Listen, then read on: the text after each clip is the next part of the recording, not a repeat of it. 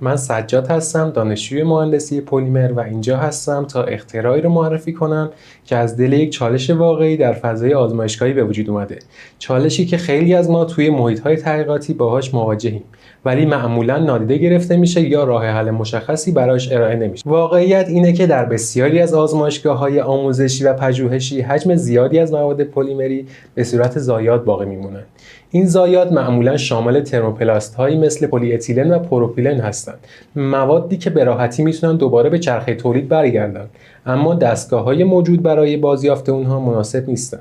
اغلب دستگاه‌های بازیافت بزرگ، صنعتی، پرهزینه و پیچیده‌اند و برای محیط‌های آموزشی و تحقیقاتی اصلاً کاربردی نیستند.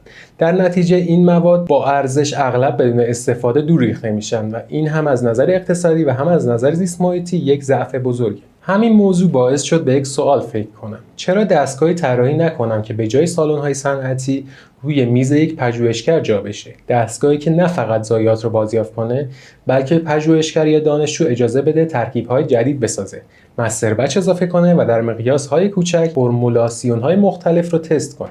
دقیقاً همون کاری که توی صنعت انجام میدیم، ولی با کنترل بیشتر، هزینه کمتر و در ابعادی که برای یادگیری و تحقیق مناسب باشه. اینجا بود که ایده طراحی یک دستگاه گرانول‌ساز هوشمند، رومیزی، کم مصرف و قابل کنترل شکل گرفت.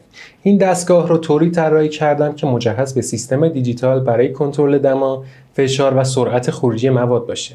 طراحی جمع جورشه که باعث میشه روی یک میز کار آزمایشگاهی جا بشه و در عین حال رابط کاربری ساده‌ای داره که هر دانشجو یا پژوهشگری بدون نیاز به دانش فنی تخصصی در حوزه ماشین‌آلات صنعتی بتونه به راحتی ازش استفاده کنه. در نمونه‌های اولیه تونستیم پلی اتیلن، پلی پروپیلن رو به طور کامل بازیافت کنیم و به گرانول‌های یک نواخت با کیفیت و تکرارپذیری و قابل قبول برسیم. اما مهمتر از این خروجی تجربه‌ای بود که به ما داد، اینکه میتونستیم رنگ، افزودنی یا نسبت مواد رو تغییر بدیم و همونجا نتایج رو بررسی کنیم. مثل این بود که یک نسخه کوچیک از خط تولید صنعتی رو در اختیار داشته باشیم، ولی در ابعادی که برای آزمایش، اصلاح یادگیری و تحقیق کاملا مناسب بود. این دستگاه فقط یک ابزار نیست، یک مسیر جدیده، مسیری که به ما اجازه میده شکاف بین تئوری و عمل رو پر کنیم. دانشجویی که تا دیروز فقط توی جزوه‌ها درباره مستر بچ یا رفتار گرمای پلیمرها میخوند، حالا میتونه با همین دستگاه اون مفاهیم رو لمس کنه، تجربه کنه و حتی ایده خودش رو آزمایش کنه و این دقیقاً همون چیزیه که آموزش و نوآوری بهش نیاز داره. از طرف دیگه برای استارتاپ‌ها و تیم‌های کوچک که روی محصولات پلیمری جدید کار میکنن، این دستگاه میتونه یک جهش واقعی باشه.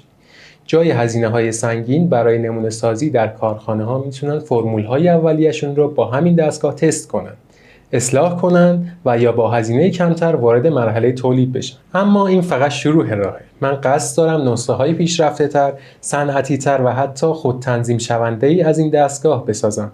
دستگاه‌هایی که مجهز به سنسورها، الگوریتم‌های هوشمند باشن. طیف بیشتری از پلیمرها رو پشتیبانی می‌کنن و حتی به سیستم‌های دیجیتال آزمایشگاهی متصل میشن. هدف نهایی من اینه که طراحی مواد و بازیافت در مقیاس کوچک به یک استاندارد رایج در آزمایشگاه‌های دنیا تبدیل بشه.